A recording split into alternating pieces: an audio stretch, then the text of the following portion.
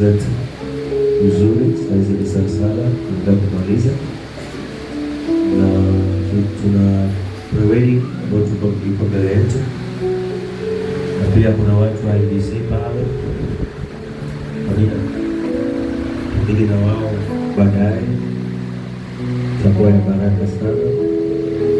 Ni vizuri pia kutembelewa na watu wanaohusika na serikali, kama hujachukua itakuwa ya baraka.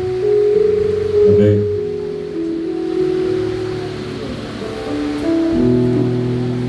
Sio naongea tu mimi ndio Sifuna na ufanye wewe ni tuta mama ni one time na ufanye jambo. Wao wako kwa ajili ya kwenda kufanya maamuzi yako. Itakuwa ya baraka. Basi tuandae sadaka zetu za kumtolea Bwana dhabihu iliyo safi machoni kwa Bwana. Amina. Tulikuwa tunaongea ujumbe wa rohoni hapa katika kitabu cha Warumi 8 kuanzia hapo 14. Kitu Bwana anatuambia hapa kuanzia 13.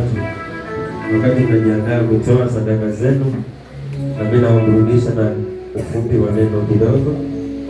Wewe shughulika na sadaka, nikiwa ninaenda kunena na wewe. Wakati unaandika bahasha yako, weka fungu lako la 10 hapo.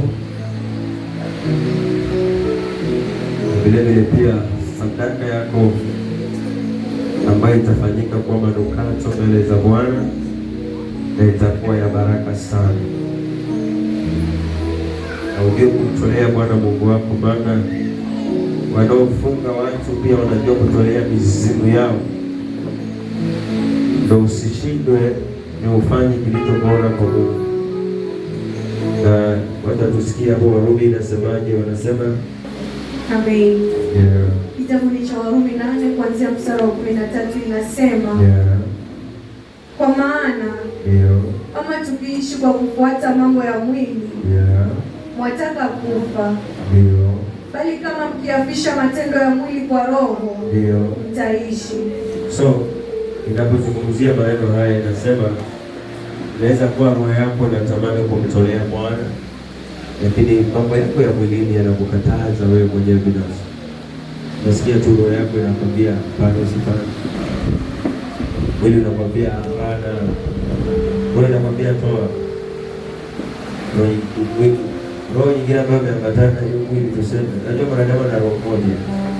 Basi mwili pia nao unaongea. Kwa upande mwingine, unapoongea mwili kuna vitu unaweza fikiria opposite na mambo ya so naambiwa ukiyafikiria hayo, kwa sababu kila kitu ambacho nataka kwenda kukifanya tanguliza Mungu kwanza. Hata kama unafungua biashara, tanguliza Mungu. Kama unafanya jambo lolote, kama wale wana harusi wetu wanafaa before hata harusi ifike, wamtolee Bwana dhabihu, waitangulize ile harusi yao mbele, sababu kuna mambo mengi yanaweza simama kinyume chake. Wao ndio wanafaa wawe kitu cha kwanza kusimama na dhabihu na kumtolea Bwana. Natoe sadaka kwa ajili ya hiyo na kufunga milango mingine.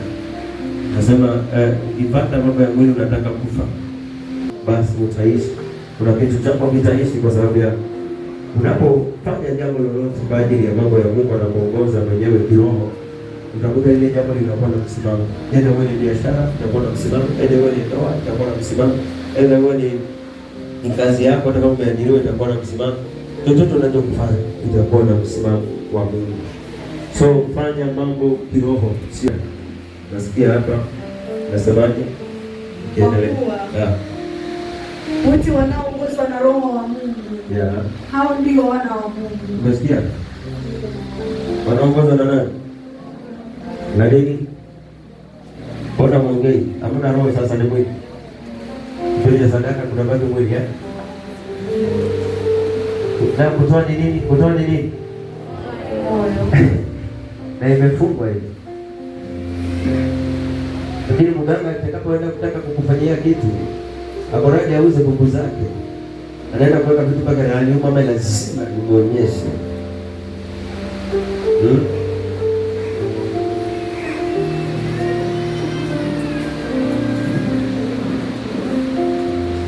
Haleluya. Amen. So umeambiwa wanaongozwa na Roho wa Mungu. Hao ni wana wa Mungu. Stop hapo. Kuja kukumbuka Torati 14:22. Nasemaje? Mungu alisemaje? Yule alisema. Mungu alisemaje? Amen.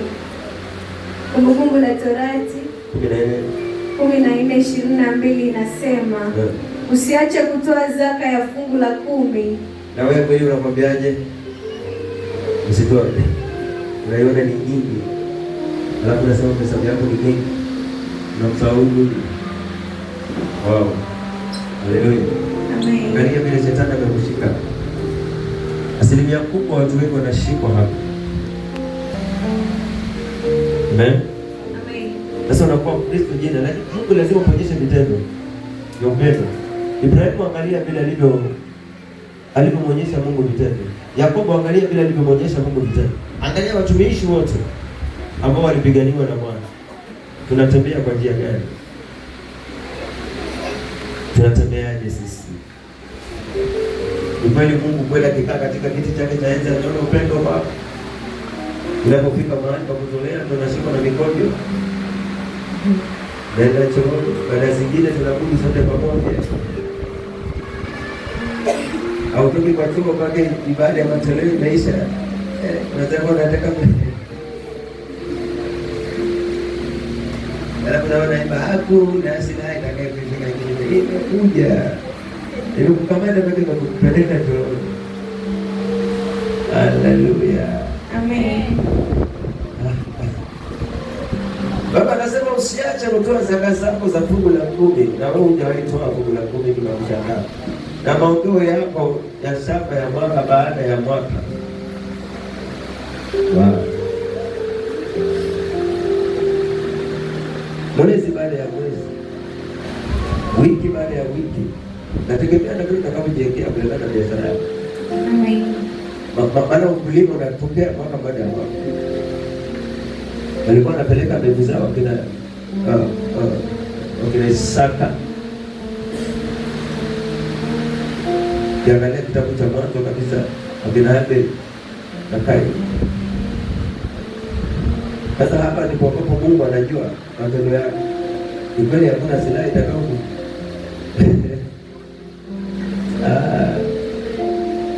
Kajila sometime nilikwambia mimi sitaki kudanganya. Sadaka ni njia moja ya kutaka wewe ubarikiwe. Haleluya. Umeelewa? Lakini sadaka haimaanishi kwamba inaweza kupeleka mbinguni. Kitakacho kumpeleka mbinguni ni heshima yako na Mungu. Inaweza kuwa sadaka na kukosa heshima. So sadaka njia yake moja ni ya kufungua milango na kubarikiwa. Fungu lako la 10 ni la ulinzi juu ya kazi yako, watoto wako, jamii yako na maisha yako. Sadaka unaongeza milango ya kufunguka. Uelewe hiyo. Haiko wazi kwa maandiko.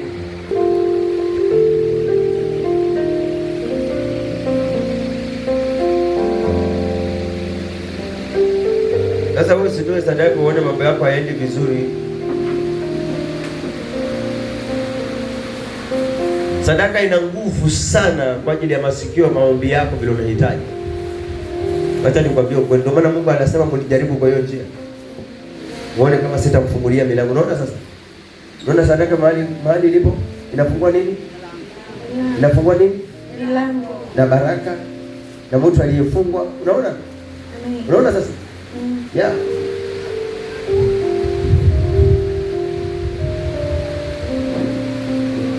Hiyo ndio naongea. Aturudi kwa Warumi. Wamesikia huko ambao wasikose kutoa sana.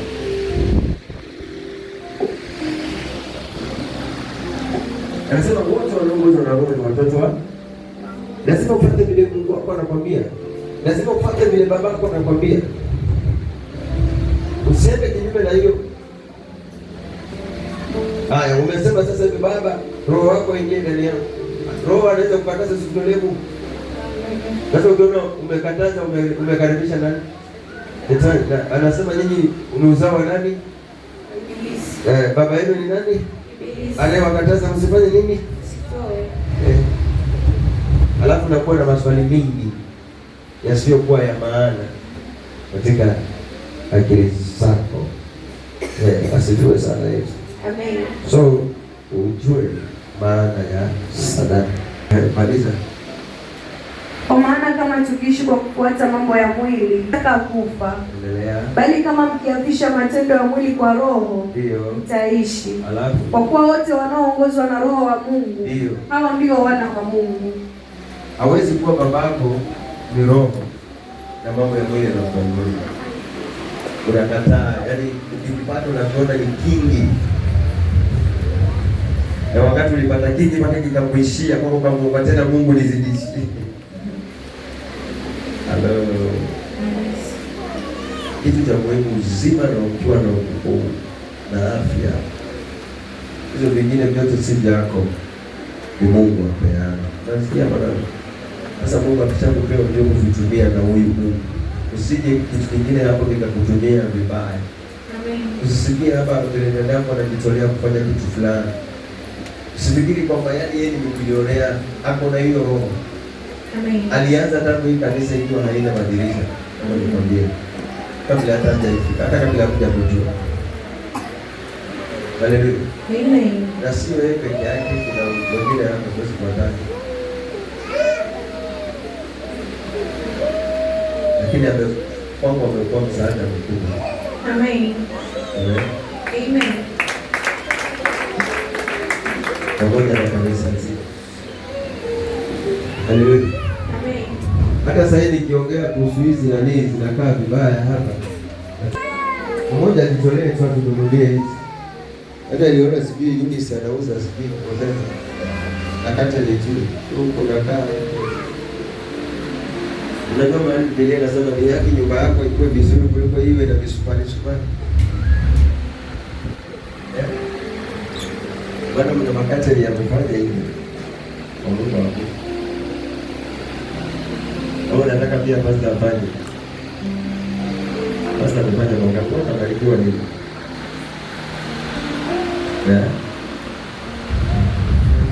Kitu ambacho tutakiona huko ndio tunafanya nyumba ya Bwana.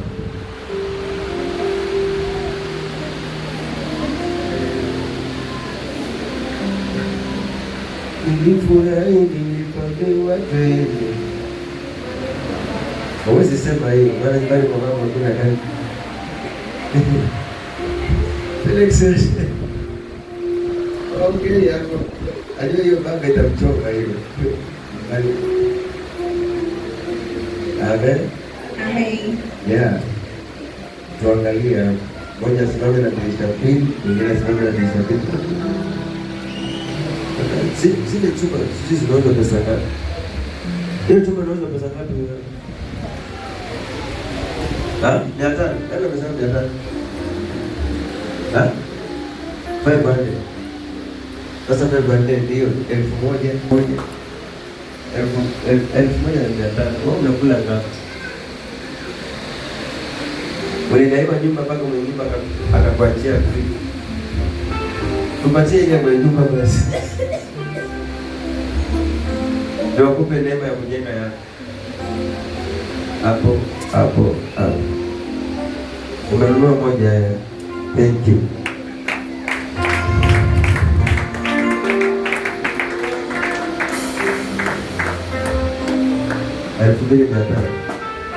Akupatie jenda sia ya hiyo chungu.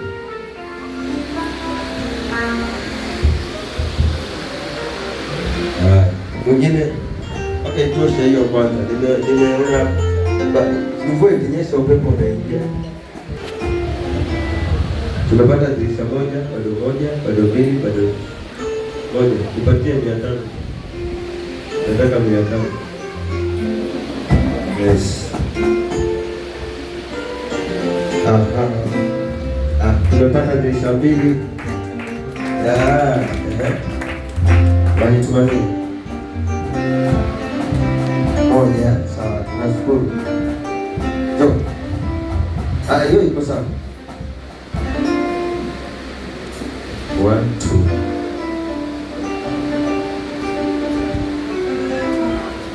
7 0 7 0 5 7 9 8 3.3. Hiyo kamwengine ya kutoa jamani.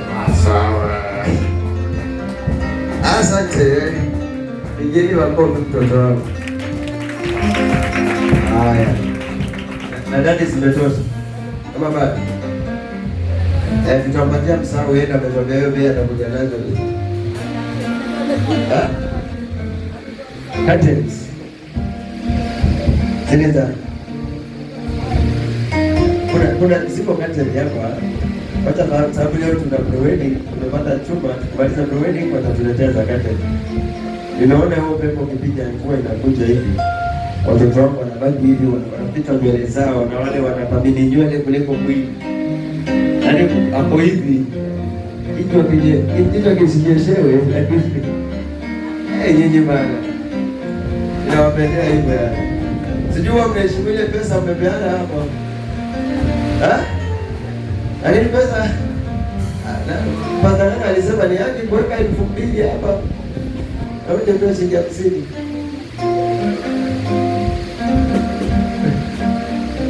Haleluya. So umepata hizo Kristo. Ni ngapi mama? Sije nikasema sitatosha. Yeah. 2,500. Tutapatia msawi sawa. Aende nayo atuletee hizo tu.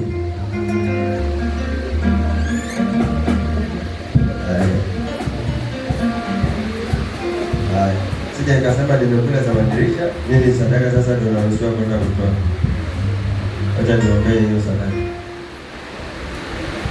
Baba uishie milele. Tazama nimefika kipindi kingine tutakuja kukutolea mbele zako. Kile umetubariki nacho Bwana wangu ndio tunakuja nacho mbele yetu Bwana. Ninaamini Bwana hakuna lisilowezekana kwake. Pale mahali ameona kama kuna ugumu Bwana ukamrahisishie. Nina imani Baba mtoto wako ataenda kufurahi baada ya kwenda kukutolea. Asante kwa kuwa Bwana umetakabali sadaka hii na itakuwa manukato mbele zako. Utaongea na utanena na mbingu na mbingu zitafungua umma na mvua itanyesha ya baraka juu yake. Asante kwa kuwa Bwana umesikia na yataenda kubariki. Katika jina kuu la Yesu Kristo aliye hai, Bwana tumeomba na kuamini. Amen. Mungu awabariki sana. Tumtolee Bwana. Tumtolee Bwana. Unaenda moja kwa moja, toa ile neno. Tolee Baba, tolee Bwana, tolee Bwana, kuna baraka mbinguni. Asha. Toa hizo vitu mara tunaingia kwa sifa. Asha, toa hizo vitu. Tolee Baba, Mungu mwenye nguvu. Nakutolea wewe upate baraka mbinguni. Aye Baba. Toa viti hapo chini. Simutoe hiyo viti kwa njia ya Mungu. Toa Joseph. Tolea Baba, tolea Bwana. Tolea Baba, una baraka mbinguni.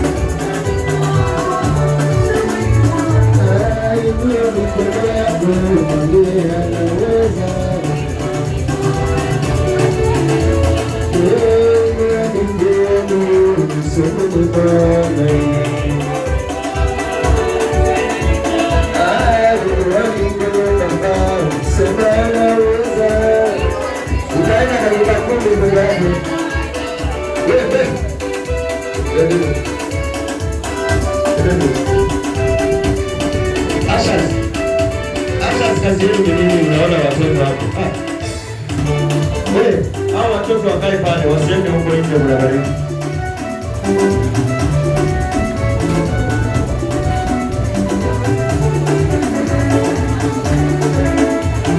Lenda, hizo viti vya mwisho. Wakina nani wamekaa huko?